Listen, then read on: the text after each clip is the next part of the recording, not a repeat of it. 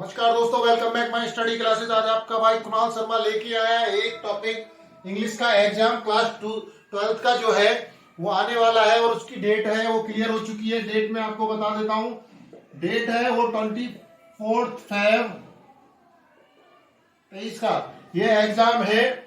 इस दिन बहुत ही इंपॉर्टेंट एग्जाम की जो जानकारी है, जो इंग्लिश का एग्जाम होगा वो मैं आपको बहुत शॉर्ट ट्रिक में पूरे साल ना पढ़ के केवल मेरी 2 मिनट की वीडियो देख के आप समझ सकते हैं कि क्या आने वाला है क्या नहीं आने वाला है। ज्यादा समय नष्ट न करते हुए मैं आगे आपको टॉपिक के बारे में बता देता हूं। देखिए, इंग्लिश का एग्जाम कैसे कैसे होता है, मैं एक डायग्राम बना देता हूं। डायग्राम ले लेते हैं इस तरीके से। इंग्लिश, ये एक पेपर है हमारा, पेपर। इसमें करना क्या है, देखिए सबसे पहले क्या आता है, पेसेज। पेसेज आता है। पेसेज को बोलते हैं हम हिंदी में, जो आता है लंबी सा एक लिखा हुआ कि इसके बारे में आप बताइए, उसको बोलते हैं पैसेज। एक होता है आपका निबंध, मैं हिंदी में भी लिख देता हूं, पैसेज को हटा देता हूं, इसकी जगह हिंदी आपको समझा देता हूं, अच्छा आपको हिंदी में समझ आएगा। पैराग्राफ,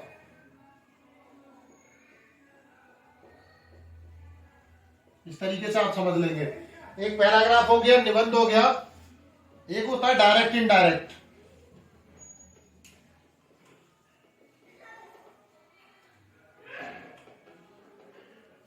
एक होता है एक्टिव पैसिव।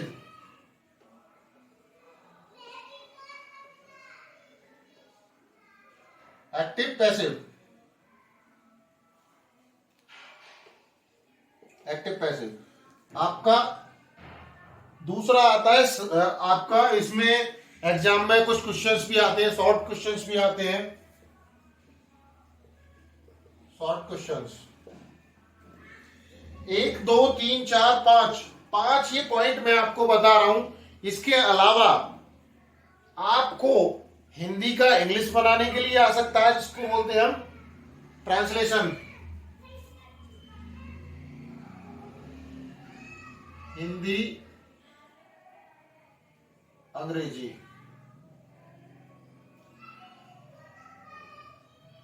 या तो उसमें हिंदी का पैराग्राफ आएगा उसकी इंग्लिश बनानी है, या हिंदी का आएगा उसकी इंग्लिश बनानी है। दोनों में से कुछ भी हो जाता है। बात करते हैं इसी टॉपिक पे। अगर आपने ये 6 टॉपिक पे ध्यान दे दिया तो आपके एग्जाम में 90% मार्क लाने से कोई नहीं रोक सकता है। इसमें भी आप शॉर्ट क्वेश्चन को अगर आप कंसीडर ना करें, क्योंकि ये तो पूरा अलग हो गया है, इसको भी छोड़ते हैं तब भी आप फर्स्ट क्लास नंबर ला सकते हैं। वो मैं आपको बता देता हूं एक एक करके। ये जिस तरीके से मैंने लिखा है उसी तरीके से मैं एक एक करके समझा देता हूं कि होता क्या है। मैं इसको भी रफ कर देता हूं। देखिए, पहला जो टॉपिक है वो था पैराग्राफ।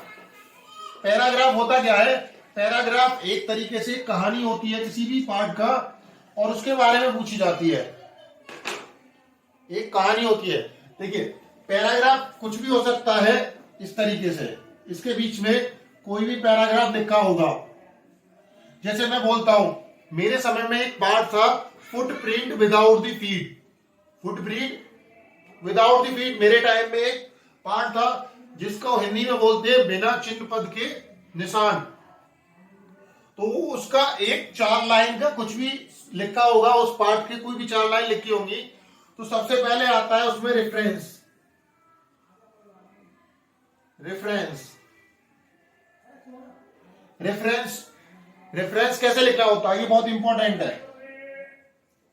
रेफरेंस का, जिसको हम बोलते हैं ना संदर्भ सहित व्याख्या, मैं हिंदी में डाल देता हूं। रेफरेंस बोलते हैं उसको और उसको बोलते हैं संदर्भ, हिंदी में संदर्भ। ये हिंदी और इंग्लिश दोनों बता रहा हूं। इसमें कैसे लिखते हैं,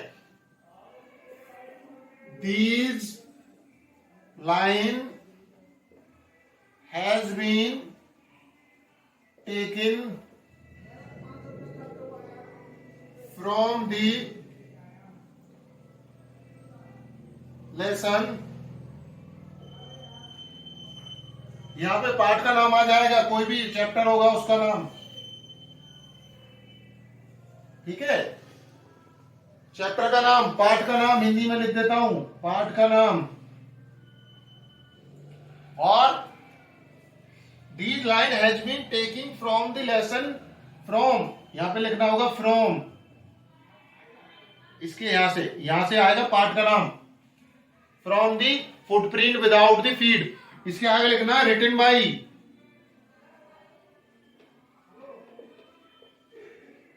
रिटन बाई लेखक, जो राइटर है। अब यहां पे लिखना राइटर, हिंदी में लिख देता हूं लेखक, जिससे कि आपको बहुत अच्छे समझ आ जाए। लेखक, देखिए इस पाठ में मैं आपको समझाता हूं, इसको बोलते हैं प्रसंग, जो लिखना होता है इंग्लिश में बोलते हैं रेफरेंस। ये बहुत 2 लाइन में लिखना होता है और इसके कम से कम 5 नंबर आपको मिल जाएंगे, 4 से 5 नंबर।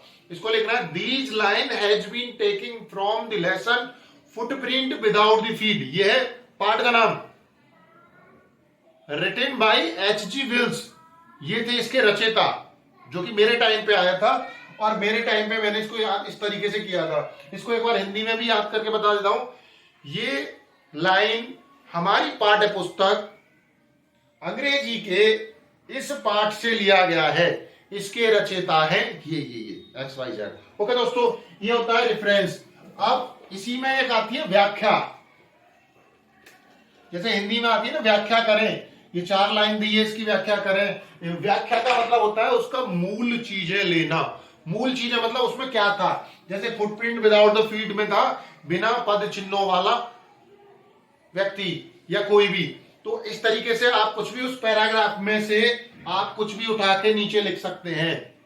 पहले की 2 लाइन बहुत अच्छे से लिखना, 2-3 लाइन, उसके बाद आप पैराग्राफ से भी नीचे लिखेंगे, तब भी आपको पूरे क्वेश्चन के आंसर जो होगा और उसके जितने भी मार्क होंगे यानी नंबर होंगे वो भी मिलेंगे। दूसरे पे हम जाते हैं, निबंध। निबंध, देखिए निबंध बड़ा ही अच्छा टॉपिक होता है। इसको याद करने के लिए कोई आपको रॉकेट साइंस नहीं करनी है। पहले क्या आते थे, निबंध आता था, गाय का आता था, लेकिन इस बार थोड़ा चेंज होगा। मैं आपको 2 निबंध बोल रहा हूं, इनके अलावा नहीं आएगा कोई भी। पहला है कोविड, कोविड-19, ये तो नाम सुनाइए ना, बहुत प्रॉपर चला था। दूसरा आएगा प्रदूषण, पॉल्यूशन, यानी कि कोविड का और प्रदूषण पे निबंध आएगा, आप लिख लीजिए। और इसको याद करना बहुत इजी है, जैसे कि आपका ये है कोविड वाला, कोविड वाला बहुत अच्छे से लिख सकते हैं। कोविड कहां से आया था, चाइनीज से आया था, चाइना से आया था। तो this is the very biggest illness comes from the China. There are multiple virus, उसमें आप वायरस का भी दिखा सकते हैं कि क्या इसका इफेक्ट भी पड़ा था भारत पे, भारत में नहीं पूरी दुनिया पे क्या इफेक्ट भी पड़ा था, उसके बारे में केवल आप 10 लाइन भी लिख देंगे ना तो सफिशिएंट होगा। पॉल्यूशन, पॉल्यूशन के बारे में आप लिख सकते हैं। पॉल्यूशन कितने प्रकार का होता है, एयर पॉल्यूशन, वाटर पॉल्यूशन, आपका 2 ये मैंने बता दिए। इसके अलावा आपका ध्वनि भी हो जाता है। इसके अलावा आप वायु का मैंने बता दिया, जल मैंने बता दिया। इस पे आप लिख सकते हैं कैसे कैसे आपको बढ़ाना है। इस पे भी आप 10 लाइन लिख देंगे तो आपके कहीं से कहीं ना कहीं 5 से 10 नंबर आपको मिल जाएंगे। दूसरा मैं आपको बताता हूं, एक आता है direct indirect, direct and indirect. ये ग्रामर का क्वेश्चन आएंगे, ग्रामर का आएगा इसमें। डायरेक्ट इनडायरेक्ट में क्या होता है, इसमें इस तरीके के लिखा होगा सैड, तो सैड लिखा होगा तो इसमें लिखा होगा Ram said to Gopal for some work.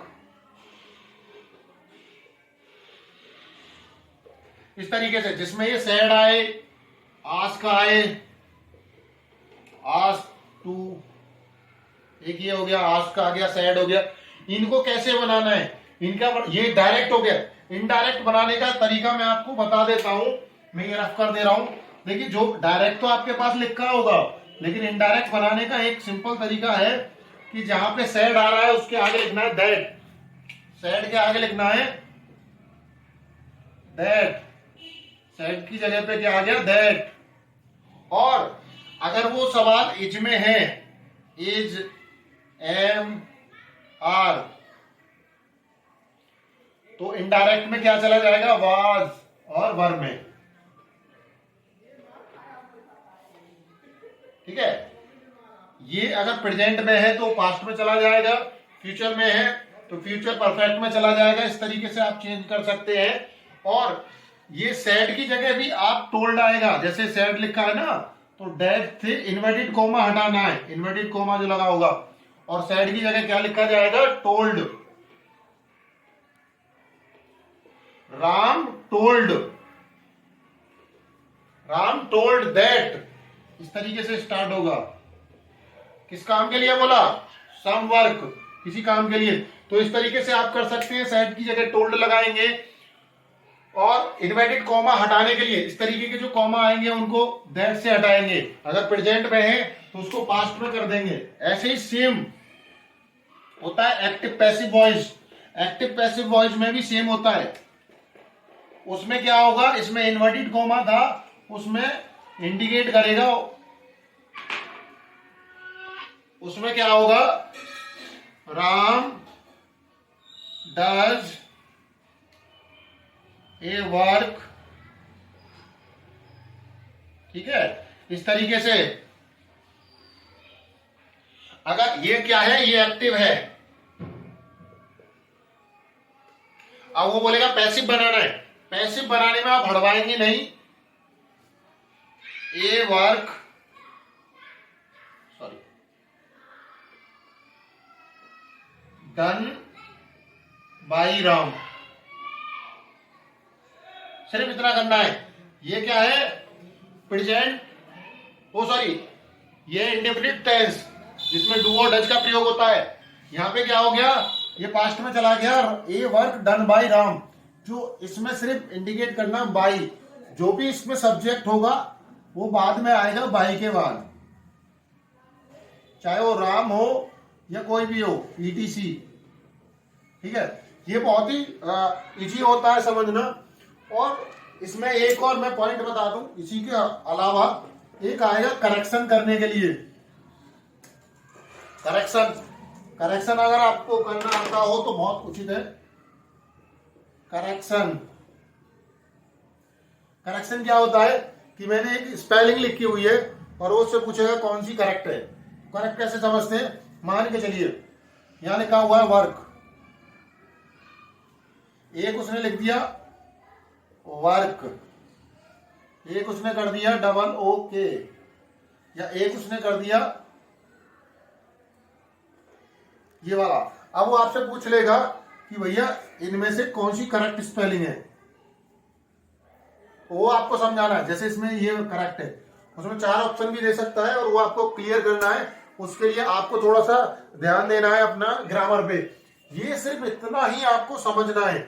और आपको 100 में से अगर 80% मार्क लाने हैं, या देखिए होता क्या है 60% पे फर्स्ट हो जाता है, और इन 3-4 टॉपिक को अगर आपने पढ़ लिया तो आपके 60% गारंटेड आएंगे। और आपके लिए बेस्ट ऑफ लक 24 फेब के लिए, कि ये 12th हो या फिर 10th, दोनों के लिए सेम सिनेरियो होते हैं, दोनों को सेम टॉपिक आते हैं। आप अपना टाइम क्वेश्चन आंसर याद करने में ना लगाएं अब, क्योंकि वो समय निकल चुका है। केवल जो मैंने पॉइंट बताए उन पे आप काम करें, पैराग्राफ पे काम करें, डायरेक्ट इनडायरेक्ट, एक्टिव पैसिव, आपका ऐसे ऐसे याद करना स्टार्ट कर दें। तो इन चीजों को अगर करेंगे, बीच में मैं एक और छोटा सा बता देता हूँ, 4 लाइन की पोयम जरूर याद करके जाएं, कभी भी आ सकती है। 4 लाइन की पोयम, 4 हो या 8 लाइन, पोयम याद होना चाहिए, वो बहुत जरूरी है एग्जाम के लिए। ओके दोस्तों, उम्मीद करता हूं कि आपको मेरी वीडियो पसंद आई होगी। अगर आप मेरे चैनल पे नए हैं तो प्लीज सब्सक्राइब कर लीजिए और बेल आइकन को क्लिक करके आप मेरे साथ जुड़ सकते हैं। ओके दोस्तों, जय हिंद।